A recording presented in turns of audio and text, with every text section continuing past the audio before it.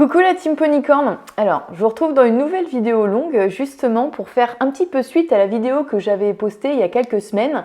Pour ceux qui n'ont pas vu mon coup de gueule, je vous invite à regarder la vidéo, je vous la mettrai par ici. Et pour ceux qui ont vu cette vidéo coup de gueule, eh bien on va approfondir le sujet. Vous avez été énormément à me poser des questions, notamment pour savoir comment reconnaître si votre cheval aime sauter ou pas. Donc aujourd'hui, on va tenter de répondre à cette question. Je vous propose d'analyser des vidéos de moi et de mes chevaux lors de parcours de CSO. Il y a des vidéos qui datent de très longtemps, des vidéos qui datent d'un peu moins longtemps et je vais vous montrer justement les différents stress que mes chevaux ont pu avoir pendant les CSO et j'espère que ça va vous aider justement à reconnaître les signes de stress chez vos chevaux ou chez les chevaux des autres cavaliers par exemple.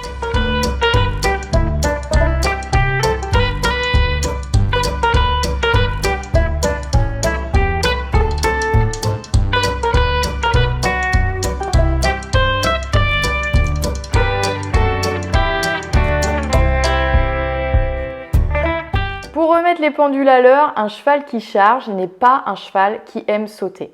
Peu importe comment il charge, s'il accélère sur petit, s'il accélère sur gros, s'il accélère pas tout le temps, du moment qu'il accélère, le cheval est dans la fuite. Ça veut dire qu'il est dans le stress et ça veut dire qu'il ne prend pas de plaisir à sauter. Que les choses soient claires, un cheval n'est pas naturellement fait pour sauter. Dans la nature, il ne va pas se dire « Tiens, si j'allais enchaîner un parcours de CSO, ça me ferait plaisir ». Non.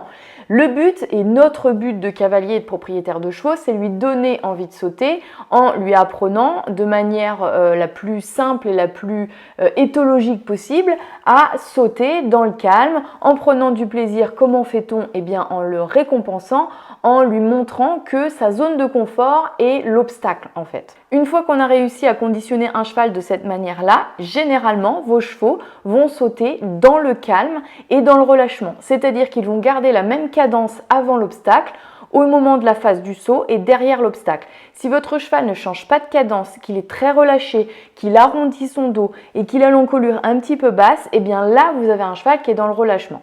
Pendant des années, moi j'ai été comme vous, je ne savais pas du tout faire la différence entre un cheval qui était relâché et un cheval qui était stressé. Je croyais même bêtement qu'un cheval qui était tout tendu comme ça et qui regardait tous les obstacles et qui chargeait ses obstacles, je pensais que c'était des chevaux qu'on dit très concours, qui cherchait la barre, qui allait vers la barre. Alors non, pas du tout. Un cheval qui présente ces symptômes-là est en effet extrêmement stressé. C'est ce qu'on va voir justement en décryptant toutes les vidéos que je vais vous montrer. Ces vidéos, ce sont mes vidéos de ma famille qui m'a filmé lorsque j'étais en CSO, lorsque j'étais très jeune. Il y a des vidéos de 2007 et quand j'étais un petit peu moins jeune, il y a des vidéos qui sont plus récentes. La dernière date de 2016. Aujourd'hui, j'ai un œil beaucoup plus critique. Pour ceux qui me connaissent, vous savez que je suis élève en Handiboost et que je suis en formation BFEEE1. Pour ceux qui ne me connaissent pas, eh bien maintenant vous le savez. Et en fait, cette formation, ça m'a permis vraiment d'ouvrir les yeux. J'ai vraiment pris conscience de beaucoup de choses et notamment des choses que j'ai faites et que je fais encore, des erreurs qui m'empêchent de communiquer correctement avec mes chevaux. Donc sans plus attendre, on va passer au cas pratique numéro 1 qui est donc mon cheval Gitan que je surnommais Titi. Il a 28 ans aujourd'hui, il est en retraite chez mes parents. J'étais jeune à l'époque, c'était en 2007. Vous allez voir, ce cheval, il est extrêmement stressé et c'est un très bon exemple de cheval qui embarque. Alors à l'époque, on pouvait me dire c'est un cheval très concours, il cherche sa barre, etc. Vous allez le voir, clairement, c'est pas le top. Donc c'est parti, je lance la vidéo et on va la regarder ensemble. Alors jusque là, vous voyez que moi je suis très stressée. J'ai toujours été stressée en concours. Et vous pouvez voir que Gitan a l'encolure haute. L'encolure haute, c'est pas un bon signe. En général, les chevaux qui sont relâchés ont l'encolure assez basse, un tout petit peu plus basse que le garrot. Et là, Gitan, en fait, il est très stressé. Hein. Il a la nuque cassée, il est limite en roll-cure alors que je tire pas dessus et il est complètement en position de défense. Jusque là, ça va à peu près, il rentre calmement pseudo calmement dans le ring. Et là, vous voyez, il va commencer à trotter, les oreilles pointées en avant, l'encolure hyper haute, je l'ai perdu. Donc là, il y a certaines personnes qui diront « Ah, mais c'est super, il a les oreilles en avant, il est alerte ». Alors non, je suis passagère clandestine, puisque les oreilles en avant, en fait, le cheval est complètement préoccupé par l'extérieur. Donc là, vous voyez, il regarde partout, hein, il regarde partout sauf moi. Il est un peu impressionné par la cabane du jury, il ne veut pas s'approcher, voilà, il va faire un mouvement de reculer. Et là, c'est la panique, voilà, demi-tour, il secoue un peu la tête. Et là, vous allez voir, je vais commencer mon tour, je vais être complètement passagère clandestine.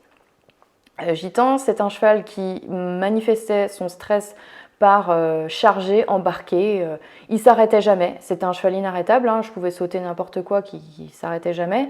Mais c'est pas pour ça qu'il sautait dans le relâchement et en se faisant plaisir entre guillemets. Donc voilà, là c'est un trotteur, donc il trotte, il trotte, il trotte. Et là je suis complètement embarquée. J'ai plus aucun contrôle. Il m'embarque complètement sur les obstacles. Il a toujours les oreilles complètement en avant, l'encolure extrêmement haute. Donc, je suis passagère clandestine. Clairement, j'ai aucun contrôle. J'ai un cheval qui est stressé et moi aussi, du coup. Et c'est un cercle vicieux. Donc, moi, je le montais à l'époque et je l'ai toujours monté en mort simple brisure à aiguille, en caoutchouc. On m'a longtemps dit il faut mettre un pélame, il faut mettre ci, il faut mettre ça. Non, c'est pas clairement la solution. La solution, ça aurait été à l'époque de retravailler sur ce stress des barres, désensibiliser le cheval à l'extérieur, aux environnements extérieurs, etc. Et surtout, lui apprendre à sauter dans le calme, puisqu'il a sauté comme ça toute sa vie. Donc vous voyez, hein, il est très stressé, il regarde à droite à gauche, il est complètement dans la fuite, il est paniqué, il a les yeux exorbités, il n'est pas bien du tout. Moi, je suis super contente de mon tour. Voilà, j'ai fait sans faute. Voilà, j'ai le sourire en sortant du tour. Et le cheval, il est complètement en vrac. Donc ça, c'est un très bon exemple d'un cheval qui charge, qui embarque. Clairement, on n'est pas du tout dans une situation de confort pour le cheval. Donc si ça peut vous permettre de vous faire l'œil et justement de voir sur les terrains de concours ou par vous-même quand vous êtes en cours de saut ce type de cheval, eh bien maintenant vous saurez que ce n'est pas normal et que le cheval n'est pas bien, n'est pas à l'aise, n'est pas dans le confort pour sauter, il est très stressé. Le deuxième exemple, c'est ma jument Whitney qui n'est plus avec moi, que j'ai revendue il y a maintenant très longtemps, hein, il y a plus de 10 ans, parce que cette jument, elle était pour moi à l'époque très difficile. Je pensais que c'était une jument de professionnel. C'est ce qu'on m'avait dit. Bien sûr, je ne montais pas correctement, je la comprenais pas, bien sûr, et surtout, ce que je ne savais pas à l'époque, c'est qu'elle était très douloureuse, et dans le dos et dans les ovaires. Donc on lance la deuxième vidéo et vous allez voir justement les signes de défense physique qu'elle pouvait avoir. Donc là on retrouve les mêmes signes que Gitan, elle a l'encolure très haute. Sa solution, c'est quand je ferme mes doigts sur les rênes, elle va s'encapuchonner, mais c'est pas pour ça qu'elle est relâchée. Je m'approche de la cabane du jury, on voit voilà, qu'elle secoue la tête, elle commence à avoir des signes d'agacement. Elle secoue beaucoup la queue. C'était une jument aussi, vous voyez, au niveau de l'arrière-train, enfin l'arrière-main plutôt, elle piétine comme ça. Et bon, à l'époque, je ne le savais pas, mais c'est vraiment signe d'un mal de ventre, d'un mal d'ovaire. Elle n'est pas du tout relâchée derrière. C'est une jument qui pouvait aussi donner des petits coups de cul, des petits coups de dos, sans méchanceté, pour signifier son mal-être physique, elle n'était pas à l'aise. Donc là, dans le virage, on a vu, elle était carrément derrière mes jambes. Hein.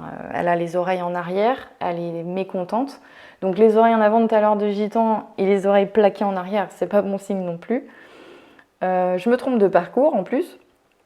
Donc je fais une volte, ce qui n'est pas plus mal pour me remettre dans la cadence. Mais là, encore une fois, la jument, elle piétine. Voilà, la bouche ouverte qui signifie qu'elle n'est pas du tout à l'aise dans la bouche parce que je dois tirer dessus très fortement. Ça, c'est pas cool. Et là, on va voir, donc elle va se mettre... non, c'est pas là. Voilà, non, c'est pas là du tout. Donc là, je continue mon parcours. On voit toujours qu'elle a l'encolure extrêmement haute. Moi, je tire dessus. Elle est braquée. On voit qu'elle n'est pas du tout dans le relâchement, hein, clairement. Elle secoue toujours la queue. Donc ça clairement, chez les juments, quand elle secoue la queue, elle remue la queue, c'est pas bon signe. Vous voyez, au niveau des postérieurs, comment elle piétine. Donc ça, c'est de l'agacement, du stress, tout ce que vous voulez, de la tension. mais elle n'est pas à l'aise. Bon, ça fait la deuxième fois que je me trompe de parcours en plus. Donc, puis je dois tirer dessus et je dois bourrer dedans. Enfin bref, je monte très très mal. Donc là, on voit, elle est inquiète. Voilà. Et Piétine, elle se rapproche de l'auxerre, elle est inquiète. Là, hop, regardez, vous avez vu l'encolure qui est extrêmement haute quand elle a sauté le vertical. En fait, elle a dû voir quelque chose qui l'inquiétait sur le double, derrière l'obstacle là. Et en fait, ça l'a mis complètement sur le frein. Donc, qu'est-ce qu'elle fait? Elle s'arrête. La jument, depuis le début du tour, de toute façon, elle n'est pas du tout relâchée, elle n'est pas dans le confort, elle n'est pas bien, elle a probablement mal, elle est stressée, parce qu'un cheval qui a mal est un cheval qui est stressé. Elle ne va pas embarquer, mais elle se met complètement en arrière de la jambe. Et les solutions qu'on pourra vous proposer, c'est mets des éperons, fous-lui un coup de cravache.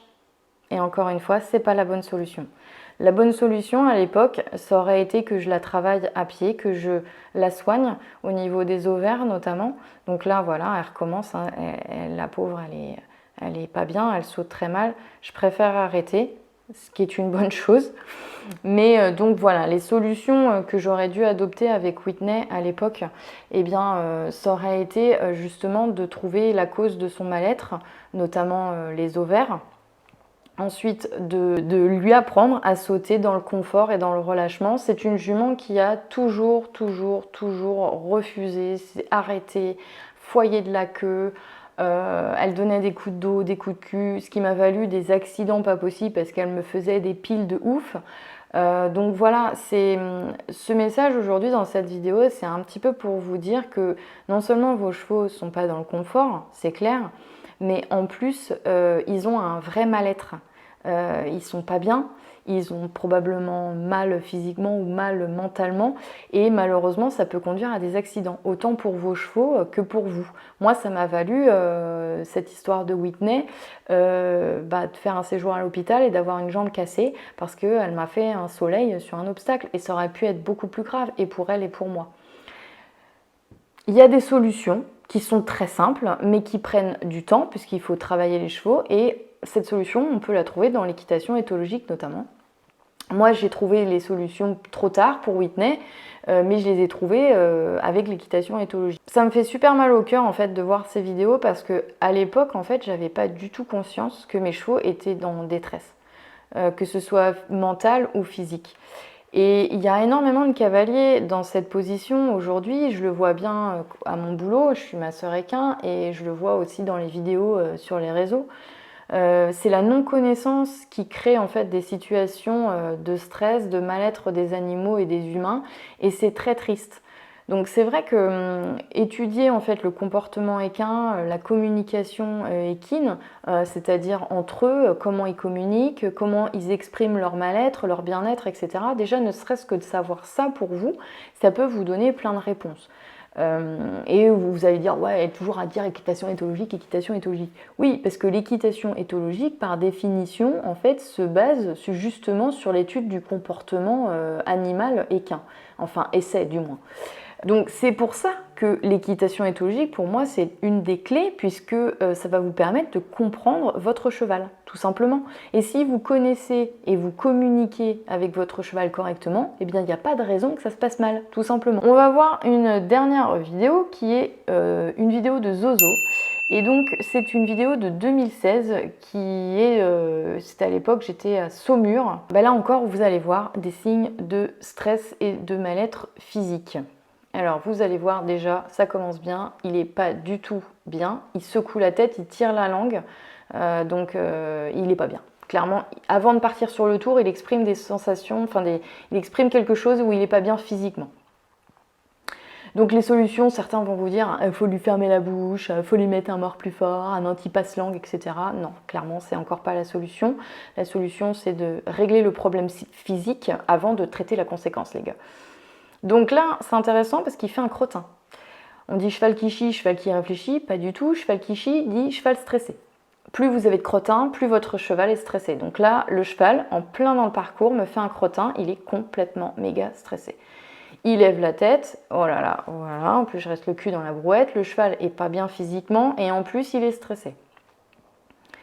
Zozo, c'est pas vraiment un cheval qu'embarque, mais voilà, vous allez voir, ici, il s'arrête.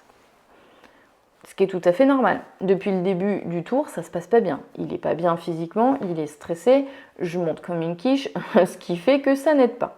Donc on revient dans le calme, il saute l'obstacle. Là, ça va à peu près. Et voilà, de nouveau, il secoue la tête, il ouvre la bouche. On voit bien que le cercle est très compliqué, c'est très difficile.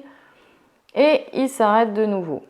C'est normal, encore une fois. Déjà, de 1, je fais très mal ma courbe. Donc là, les coachs vont vous le dire, ah, t'as fait très mal ta courbe, c'est normal qu'il s'arrête. Oui, mais en plus, physiquement parlant, il n'est pas bien. On voit qu'il évase déjà le virage et en plus, il ouvre la bouche, il secoue la tête. Donc physiquement parlant, le cheval, il va pas bien. On continue tant bien que mal ce tour. À chaque virage, hein, vous voyez, je m'accroche beaucoup à la bouche de mes chevaux, malheureusement, voilà, encore une fois. Et du coup, je préfère abandonner, c'est très bien. Et du coup, ça crée une gêne. Hein. Vous voyez, à chaque fois, il ouvre la bouche, clairement. Et j'ai pas des mordures, hein, je n'ai jamais mis de mordure avec mes chevaux. Voilà, je veux sauter un dernier obstacle. Et encore heureux, parce qu'avec la main que j'ai et que j'avais, j'essaye de faire des efforts maintenant. Ça aurait pu faire des dégâts. Donc là, c'est un autre cheval avec un autre comportement. On peut avoir l'impression, avec son allure qui est assez tatata, que le cheval n'est pas vraiment stressé. Et pourtant, vous avez vu dans cette vidéo qu'il y a des signes de stress. Le caca, le secouage de tête qui passe, la bouche ouverte. Ça, c'est clairement un signe de mal-être physique. Hein. Soit c'est le filet qui ne va pas. À l'époque, je ne savais pas qu'il avait des gros problèmes de cervicales. Donc là, voilà, c'est clairement l'expression de ça. Et donc, pareil, on voit dans les virages, il évase énormément, il secoue la tête, il se tord, etc. Ça, c'est vraiment clairement pas normal. Pour un cheval qui est dressé, qui a appris, qui a fait les cycles classiques, etc. avec un cavalier pro, le cheval n'est pas bien. Il n'est pas bien. Donc là, ça vous fait 3 exemples pour vous montrer qu'il peut y avoir plusieurs causes en fait dans un mal-être mental ou physique du cheval. Ça peut être aussi le cavalier. Hein. Moi, j'étais toujours, enfin même encore maintenant, j'ai toujours été très stressée en concours.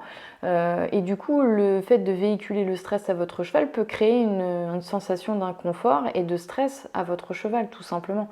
Donc, c'est important de travailler sur soi. Mais si jamais vous travaillez votre cheval dans ce sens-là, en lui expliquant que l'obstacle, de toute façon, c'est une zone de confort et de relâchement, eh bien même si vous êtes stressé, lui étant conditionné, ça se passera toujours mieux que si votre cheval est paniqué de sauter un obstacle. Voilà, clairement. Donc encore une fois, voilà, des chevaux qui refusent, etc.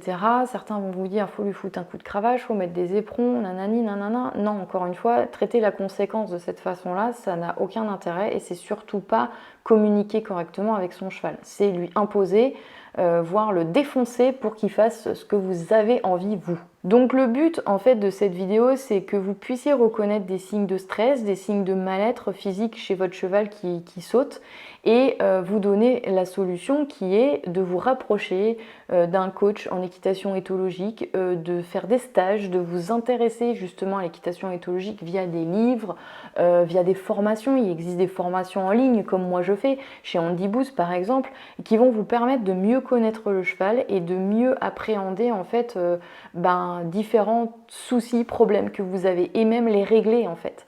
Là, on parle de l'obstacle, mais ça peut être un problème de monte en vent, plein de choses en fait, de cheval qui a peur du pchit à mouche, etc. Et bien, toutes ces solutions, vous les trouverez avec l'équitation éthologique, tout simplement. Voilà, je me suis un peu ouvert à vous dans cette vidéo parce que je vous ai montré des passages de ma vie qui n'étaient pas faciles. De revoir ces vidéos, ça fait vraiment bizarre parce que je prends conscience que moi aussi, j'ai maltraité mes chevaux. Et je le regrette énormément parce que je n'avais pas les connaissances nécessaires pour les aider et pour savoir que ce que je faisais, c'était pas bien.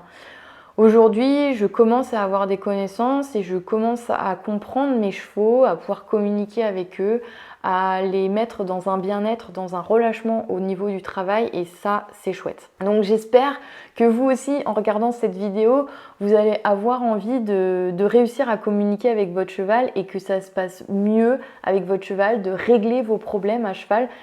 C'est vraiment mon souhait. N'hésitez pas à me poser des questions en commentaire si vous en avez, je y répondrai avec grand plaisir.